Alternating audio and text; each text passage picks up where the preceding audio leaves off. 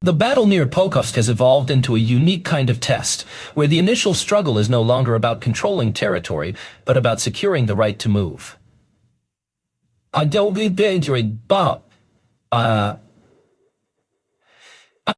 While on paper it might appear as just another offensive push met with a defensive line, the reality captured in footage reveals a much harsher scenario. Soldiers leaving cover are met with rapid, precise responses from the sky, and it doesn't take a massive armored assault for things to go awry. Small groups moving cautiously, brief pauses, and seeking shelter in shadows can quickly turn into deadly traps. The true front line now isn't the trench itself, but the low sky, where UAVs constantly monitor, track, and swiftly punish any missteps. This report examines how tactics are shifting, why darkness no longer guarantees safety, and how the conflict around Pokovsk is being shaped by surveillance systems that many still underestimate. Follow military force for clear, grounded battlefield analysis you can trust. With air control dictating the tempo, the pressing question becomes how Russia attempts to close in and how Ukraine thwarts those movements before they escalate into full attacks. Russia is adopting a stealthier approach to reach Pokovsk, using small teams that exploit poor lighting conditions to advance further than large, noisy columns that stand out on drone feeds. Rather than a single loud advance, multiple teams move in fragments, utilizing natural cover like tree lines, drainage ditches, ruined yards, and the shadows cast by fields to avoid easy detection. Darkness offers some cover, but also forces slower movement, which creates a predictable pattern once the airspace is under surveillance. Although this approach seems clever initially, it still leaves traces that Ukraine seeks to detect even before the first shots are fired. Consequently, fighting near Pokovsk often begins well before frontline contact is apparent. Fog and low visibility are intended as shields since drones struggle to see clearly in mist and cameras lose detail when the horizon blurs.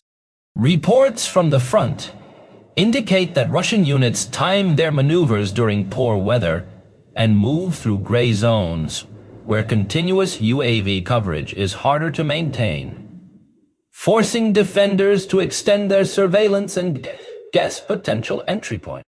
However, fog isn't a foolproof advantage. It compresses distances and limits maneuvering options. Units with impaired visibility tend to pause frequently, cluster together, and stick to familiar safe routes, creating predictable patterns that can be interpreted like footprints, even in seemingly empty terrain. Once such a pattern emerges, the weather ceases to be protective, and instead acts as a filter that highlights recurring errors. In the Pokovsk sector, Ukrainian forces describe detecting these movements early through a combination of ground observation, short-range reconnaissance, and continuous scanning rather than relying on a single magic sensor. A local network of observers can spot movement missed by cameras, prompting drones to focus on specific sectors, identify shapes, and track targets long enough to confirm their presence. Small details become critical at this stage. Disturbed grass, fresh tracks, a sudden stop near a tree line, or a brief heat signature, and a gap can distinguish actual threats from random noise. Once a team is identified, the objective isn't to wait for a dramatic confrontation, but to maintain contact at a distance and tighten the targeting chain. This method allows infiltration attempts to be detected while the enemy still believes they are unseen. Importantly, many of these enemy groups are engaged and neutralized while still setting up positions, not after penetrating defenses. When a team is stopped during movement, it loses its primary advantage, surprise, and is forced into a chaotic response that wastes time, disrupts formation, and increases vulnerability. Even a seemingly simple decision like pausing to listen can have significant and costly consequences on the battlefield, effectively immobilizing a target long enough to allow precise aerial surveillance that enables defenders to confirm the situation and prepare a coordinated, effective response. This early disruption is critical because it breaks down team coordination, delays the arrival and actions of follow-up units as they pause to reassess the evolving scenario, and transforms what should be a fluid, dynamic reconnaissance mission into a series of isolated challenges, each progressively more difficult to overcome. When the initial stealthy approach fails, the attacker's focus often shifts from maintaining concealment to relying on sheer persistence, measuring success by how many repeated attempts they can make without being detected or neutralized.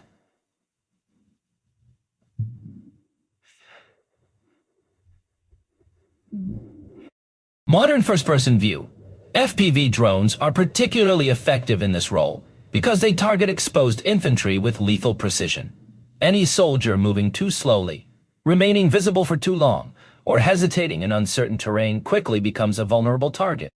Crossing open terrain, emerging from cover, or passing through narrow gaps makes troops exceptionally susceptible, as these drones rapidly lock onto movement and strike with little or no warning. Warnings often come too late. The attack angle can shift instantly, striking before soldiers have a chance to take cover or react.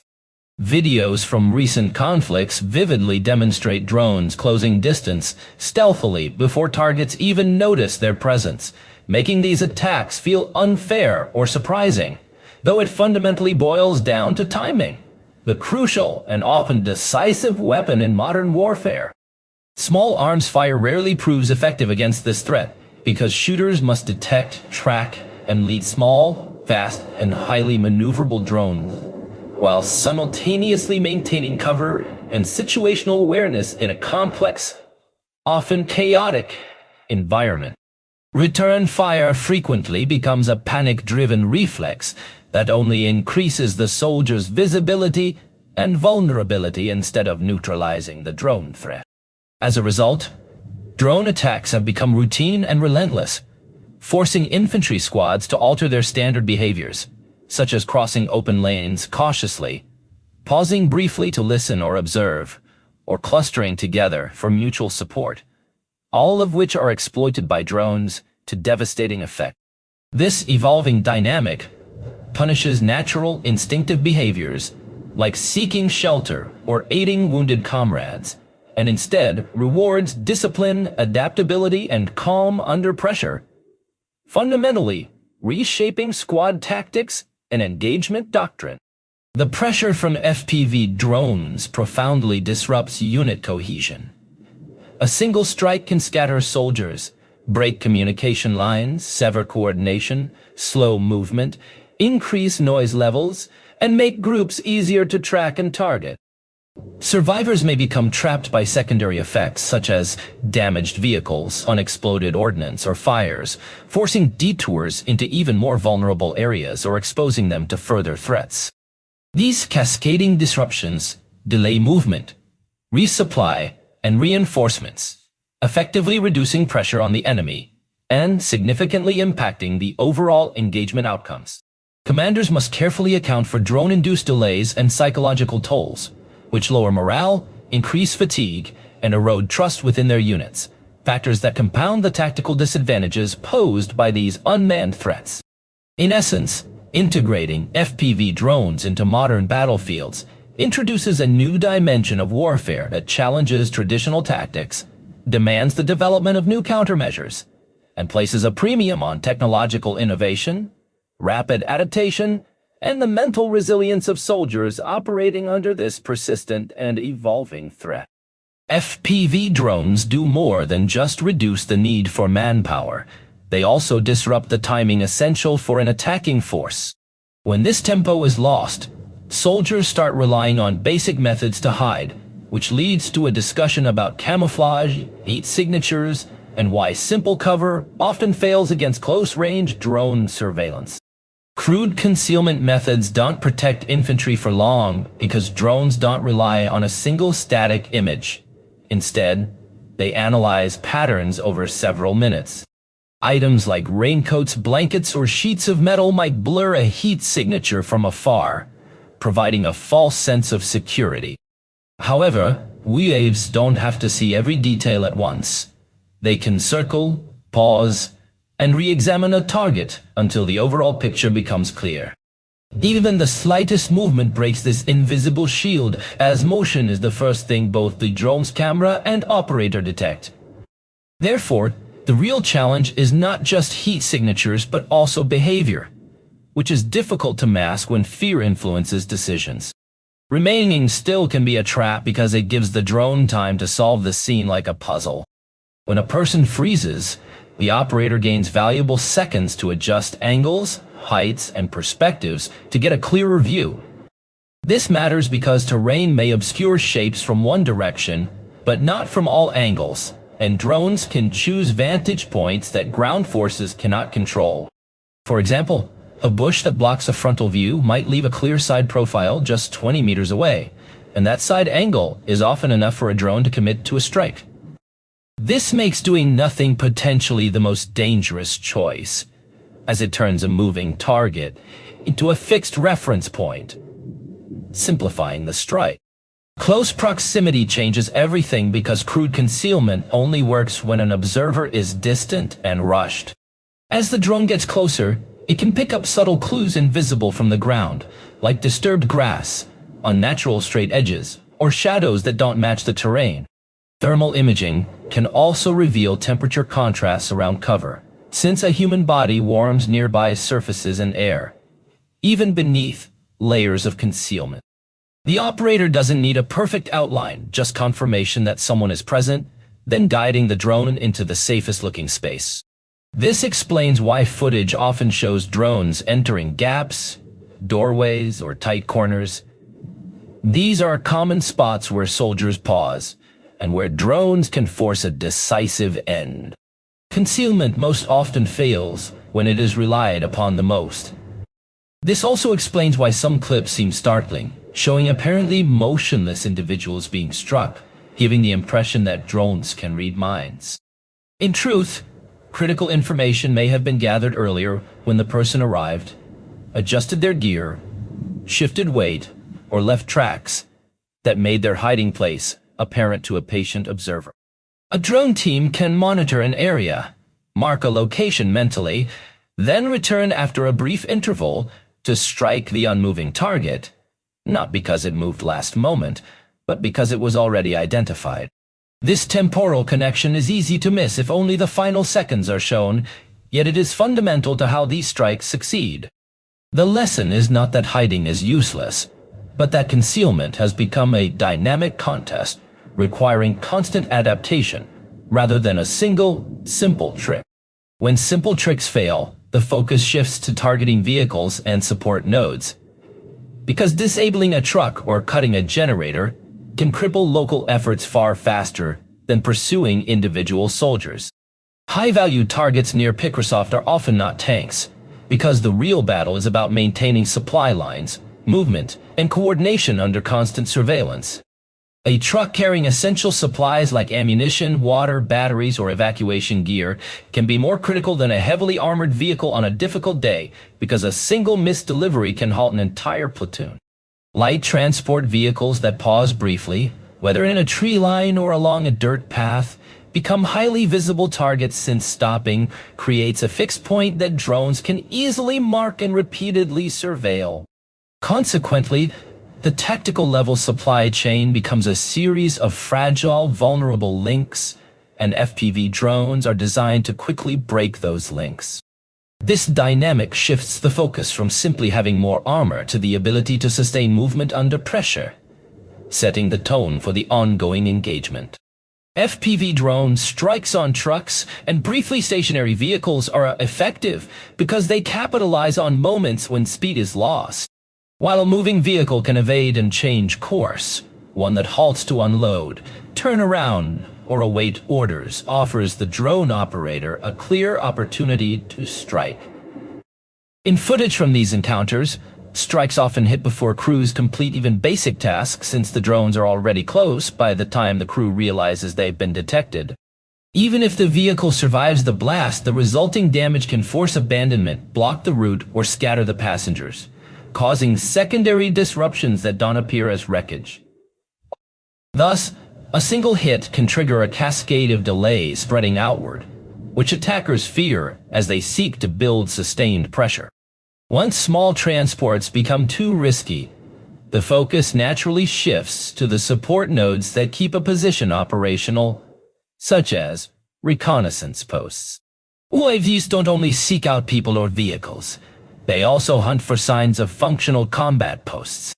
For example, a generator is a clear indicator because it powers radios, charging stations, lights, and sometimes heaters or cooking equipment, signaling where soldiers are living. Drone teams also look for antennas, repeaters, cable routes, and patterns of frequent short vehicle visits, all suggesting a control point rather than a random stop. When these indicators align, the target expands from a lone soldier to the entire system, sustaining that pocket. The initial step is often quiet confirmation, with strikes occurring only when the gathered intelligence is sufficiently reliable. This leads to a particularly damaging outcome, losing local operational capability without necessarily losing a major battle. Destroying a generator immediately causes radios to go silent, batteries to drain, and night operations to become more difficult. Striking a drone control post has an even sharper impact, as it can simultaneously blind a unit and remove its strike capacity. Even damaging a single vehicle linked to a UAV team can reduce sortie rates since critical spare parts, laptops, goggles, and warheads all flow through that small logistical node. Therefore, a precise strike can disrupt operational tempo, not just destroy hardware. Tempo, in turn, is crucial for sustaining offensives around areas like Pokovsk. Because tempo is so delicate, both sides prioritize targeting drone teams, which transforms the behavior of the entire sector. Ukrainian drone units in such environments operate as layered systems rather than isolated tools, making them high-value targets. When reconnaissance feeds accurate coordinates, FPV drones arrive swiftly, and bomb-carrying drones finish off survivors. Defenders can halt enemy buildups before they develop into full-scale assaults. This explains why Russian forces focus on disrupting these networks. Eliminating drone operators can be more strategically valuable than capturing a trench that will likely be contested again soon. The ongoing struggle becomes a battle over who maintains the UAV chain longer, as the side holding that chain effectively dictates the daily rules of movement and engagement. When movement restrictions are imposed as strict orders from higher command, even routine roadside stops become tense, heightening alertness and focusing the unit on night combat challenges and thermal imaging use. Unlike the human eye, thermal imaging detects subtle temperature contrasts with remarkable sensitivity, making warm bodies, engine heat, or disturbed earth stand out starkly against the cold, inert terrain. This capability transforms traditionally safe hours of darkness into vulnerable pauses where drones equipped with advanced sensors can easily detect even the slightest movement or heat signature. Such halts quickly become fixed, exposed points on the battlefield, serving as beacons that guide drone strikes with deadly precision, effectively turning moments of rest into moments of extreme risk. Night operations under these conditions demand strict discipline, meticulous coordination, and constant vigilance to survive the relentless, near-constant surveillance imposed by enemy aerial assets. The introduction of fiber optic first-person view, FPV, technology adds a new layer of complexity to warfare by allowing operators precision warfare with their drones. Even in environments where radio signals, fiber optic cables, while resistant to electronic jamming, carry their own vulnerabilities, such as the risk of snagging on obstacles and their inherently limited operational range, which makes conventional drone jamming techniques largely ineffective against FPV-controlled UAVs. This unpredictability in detection and countermeasures forces ground units into slower, more cautious movement patterns.